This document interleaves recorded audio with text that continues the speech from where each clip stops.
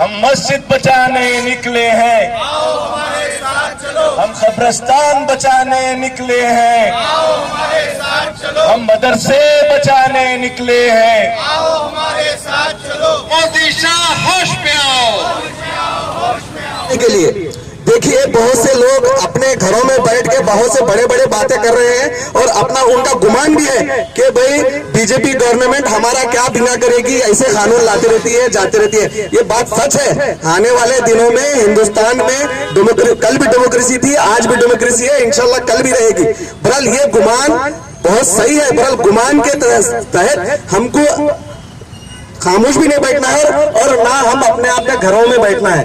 کی جانب سے آج دوسرا دن ہے کارنر میٹنگ کا، محبوب نگر پہلا آج کا پروگرام ہے۔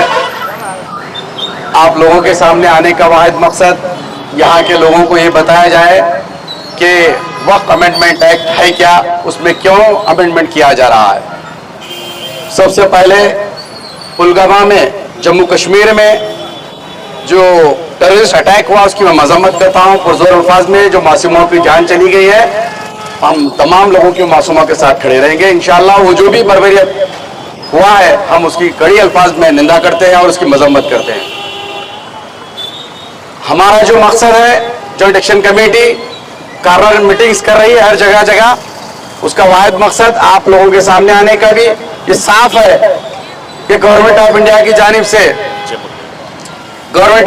جانب سے وقف امینڈمنٹ ایکٹ 2025 جو اس کے اندر غیر ضروری لایا گیا۔ سب سے پہلے میں یہاں پر یہ وضاحت کرنا بہت ضروری سمجھوں گا کہ وقف ہے کیا۔ وقف کی جتنے بھی پراپرٹیز ہیں ہندوستان میں، گلبرگہ میں، یہ تمام کی تمام مسلمانوں کی ہے۔ پہلے آپ ذہن نشین کر لیجئے، کوئی آدمی کو اگر کسی نے سوال کیا ہمارا غیر مذہب کا آدمی، تو اس کو ڈٹ کے اس کو جواب دینا ہے کہ یہ تمام کی تمام جائیدادیں صرف اور مسلمانوں کی ہے، صرف اور صرف مسلمانوں کی ہے، اور جتنی وقف کی پراپرٹی ہے اس کو بچانا بھی مسلمانوں کا ہی ذمہ داری ہے، مسلمانوں کا ہی حق ہے۔ اور بار بار یہ کہا جا رہا ہے کہ جہاں کہیں بھی مسلمان جا رہے ہیں، کہیں بھی نظر ڈال رہے ہیں تو وہ پراپرٹی وقف کی ہو جاتی ہے۔ غلط پروپیگنڈا کیا جا رہا ہے مسلمانوں کے خلاف، ایسا کچھ نہیں ہے۔ جو مقصد کے لیے وقف کی جاتی ہے، ہمارے بزرگوں نے، ہمارے آبا و اجداد نے جس مقصد کے لیے جائیدادیں اپنی قربان کی، یتیم خانے بنائے گئے، مساجد بنائے گئے، قبرستانے بنائے گئے، خانقاہیں بنائے گئی، یہ تمام کے تمام یہ للہ کے لیے۔ یہ جائیدادیں صرف اللہ کی ہوتی ہیں، یہاں پر نہ بیچی جا سکتی ہے نہ یہ جائیداد خریدی جا سکتی ہے۔ اس کا صاف مطلب ہے جیسا کہ دوسری جائیداد ہم خرید سکتے ہیں، بیچ سکتے ہیں، یہاں پر کسی قسم کی مداخلت برداشت نہیں کی جائے گی۔ یہ الگ بات ہے کئی جگہ شرارتیں ہوئی ہیں، ہمارے لوگوں سے غلطیاں ہوئی ہیں، یہ غلطیوں کو نکالنے کا وقت نہیں ہے۔ غلطیوں کو چھپا کر تمام مسلمانان ہند کو مل کر یکجا ہو کر یہاں پر کام کرنا ہے۔ لہذا جوائنٹ ایکشن کمیٹی کا یہی پیغام ہے، آل انڈیا پرسنل لا بورڈ کی ہدایت پر ہم لوگ جگہ جگہ میٹنگیں کر رہے ہیں۔ آنے والے دنوں میں انشاءاللہ بڑے پیمانے پر جلسہ عام بھی ہونے جا رہا ہے۔ بس زیادہ وقت نہ لیتے کیونکہ نماز کا وقت قریب ہے۔ پھر انشاءاللہ آپ لوگوں سے گزارش کروں گا کہ ثنا ہوٹل کے سامنے آئیے مغرب کے بعد انشاءاللہ، وہاں پر بھی ہم لوگ بات کریں گے، تفصیلی جائزہ لیا جائے گا۔ میں زیادہ بات نہ کرتے ہوئے میری بات کو ختم کرتا ہوں۔ 4 میں آنے والے مہینے کی 4 میں پیر بنگالی درگاہ کے سامنے جو کھلی جگہ ہے، میدان ہے، وادی خواجہ بندہ نواز میں ایک عظیم الشان جلسہ ہونے جا رہا ہے، احتجاجی جلسہ ہے۔ وہاں پر تمام شہریان سے پرزور گزارش کی جاتی ہے وہ اس جلسے کو کامیاب کریں، اچھی خاصی تعداد میں آ کر۔ وقت شام میں ٹھیک 7 بجے سے 10 بجے تک انشاءاللہ وہ عظیم الشان جلسے کا انعقاد ہوگا۔ اس کی نگرانی عزت مآب حضرت علی صاحب قبلہ سجادہ نشین بارگاہ حضرت خواجہ بندہ نواز فرمائیں گے، اور محترمہ کنیز فاطمہ اس کی نگرانی کریں گے، اور تمام شہریان گلبرگہ سے، تمام ملی جماعتوں سے، تمام سوشل ایکٹیوسٹ جماعتوں سے گزارش کی جاتی ہے کہ اس اجلاس کو کامیاب کریں، اور وقف مہم ہے کیا، وقف کے بارے میں غلط فہمیوں کو دور کرنے کی کوشش کی جائے۔ ہمارا مقصد ہر جگہ جگہ جہاں رہے ہیں نکڑوں پہ وقف صرف اور صرف مسلمانوں کی جائیداد ہے، یہاں پہ شرارت کرنے کی جو کوشش کی جا رہی ہے اس کی مذمت ہونی چاہیے، اس کے اندر کسی کی مداخلت نہیں ہونی چاہیے، اور گورنمنٹ یہ چاہتی ہے کہ یہاں پر مداخلت کر کے گورنمنٹ کی وقف کی جائیداد کو ہڑپا جائے۔ اور سب سے زیادہ اور ایک بات آپ کو بتاتے چلوں کہ یہ کہا جا رہا ہے کہ وقف مسلمان جہاں بھی ٹھہرے وہ پراپرٹی وقف بھی ہوتی ہے. ہرگز ویسا نہیں ہے, کیونکہ واقف ہونا ضروری ہے. دینے والے حیدر علی صاحب ہیں, لینے والے مسجد کمیٹی ہے. حیدر صاحب بول رہے ہیں کہ میں یہ وقف کیا ہوں, ہمارے بڑوں کے واسطے قربانی دیا ہوں, ہمارے بڑوں کے لیے ثواب جاریہ کے لیے میں یہ مسجد بنا رہا ہوں, یہ مدرسہ بنا رہا ہوں. یہ مسجد کی ہو گئی, یہ مدرسے کی ہو گئی, تو وہ کیسا ہو سکتی ہے گورنمنٹ کی پراپرٹی؟ اور گورنمنٹ تو کئی جگہ یہ دیکھا جا رہا ہے, کئی ہمارے کو اسٹیٹس مل رہے ہیں, کئی ریکارڈ ملتے ہیں کہ government of India, government of state کے کئی ناجائز قبضے خود وقف کی جگہ پر ہے. گورنمنٹ کیا بولتی ہے؟ بنگلور کے ولسن ہوٹل ہے, آپ دیکھ ہے, اور ہر فرد اپنی جگہ یہ سمجھ رہا ہے کہ میرا اس سے کوئی تعلق نہیں.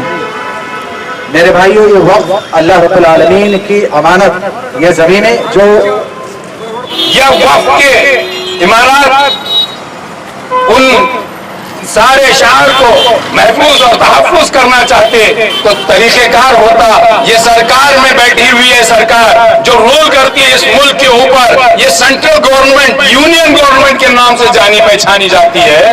اس کی ذمہ داری ہوتی کہ ان کے جو نمائندے افسران ہوتے کہ ان کی پکڑ دھکڑ کرتی, یا اس کا جو دائرہ ہوتا اس کو اگر صحیح سمت میں لے آتی تو شاید ہمیں یہ بات کا احساس ہوتا کہ یہ لوگ بڑے ذمہ دار اور ایماندار ہیں, اور یہ ملک کے مسلمانوں کے ساتھ, یا یہ ملک کی جمہوریت کے ساتھ, یا یہ اس ملک کی سیکولرزم کو پاش نہیں کرنا چاہتے. بڑی ذمہ داری سے اپنی سرکار کو گڈ گورننس کے ساتھ نبھا رہے ہیں, لیکن ایسا نہیں ہو رہا.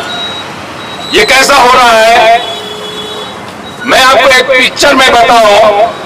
آج ہی جو گزرا واقعہ ہے, جو سانحہ ہے اس ملک کے اندر, کتنی دکھ کی بات ہے کہ انسانوں کا قتل ہوتا ہے. اس ملک کے اندر ٹیررسٹ آتے ہیں اور ٹیرر اٹیک کرتے ہیں, اور سرکار یونین گورنمنٹ. آج ہی میں پڑھ رہا تھا کہیں ساؤتھ کے اندر میں منگلور کی سائڈ پر بی جے پی کے پلیٹ فارم سے بینر بنا کر کے یہ کہا جاتا ہے کہ مسلمانوں نے آتنکوادی حملہ کر کے معصوم ٹورسٹوں کو قتل کیا ہے. کتنی شرم کی بات ہے, کتنے نچلے درجے کی سیاست ان کی ہے کہ انہوں سوائے ان کے پاس ذات اور پات کے اور کوئی ذات دھرم کے ان کے پاس سیاست کرنے کے لیے کوئی بات نہیں ہے. چاہتے تو یہ لوگ ملک کی ترقی کے لیے جو 80% ہندوستان گاؤں گراموں میں بستا ہے, وہ گاؤں گرام کے لوگوں کے تحفظ کے لیے جل جیون جو یوجنا ہوتی ہے اس کے لیے جو تحفظ تھا, اس کے اندر جو بجٹ کا تحفظ تھا, اس کے اندر 46% کی کٹوتی کرنا, اس دیش کے ناگرکوں کا قتل کرنا ہے. اگر یہ ذمہ دار ہوتے ملک کی سالمیت کو باقی رکھنے کے لیے, بھائی چاروں کو باقی رکھنے کے لیے, اس ملک کے نوجوانوں کو بے روزگاری سے باہر رکھتے, ان کو روزگار فراہم کرتے, ان کی نوکری چاکری کا خیال کرتے, ان کی روزی روٹی کا خیال کرتے. اگر ان اتنے ذمہ دار قسم کے ہوتے تو یہ ملک کے اندر جو ہر 15 منٹ کے اندر 1 سے 2 بہنوں کا یا بیٹیوں کا جو ریپ یا قتل ہوتا ہے تو وہ بڑی ذمہ داری سے کرتے, بلکہ انہیں کرنا نہیں آتا. یہ گڈ گورننس نہیں ہے, یہ تاناشاہ لوگ ہیں. یہ ملک کو بربادی کی جانب لے جا رہے ہیں. یہاں پر ان کی اپنی ناکامیوں کو کیا کہیں گے, ناکاریوں کو, اپنی احمقیت کو, اپنی نااہلی کو, اپنی انکمپیٹنسی کو, انہوں جو سرکار بنائے ہیں وہ سرکار ڈاکوؤں کی خصلت میں جو بنائے گئے ہیں, جو لوگوں سے لوٹ کر کے یا جو پارٹیز کے جو نمائندے ہیں ان کو ڈرا دھمکا کر کے اپنے پلیٹ فارم پر لائے ہیں, وہ سارے چیزوں کو اگر دیکھیں گے تو یہ سرکار صرف بھید بھاؤ کی راجنیتی کر سکتی ہے.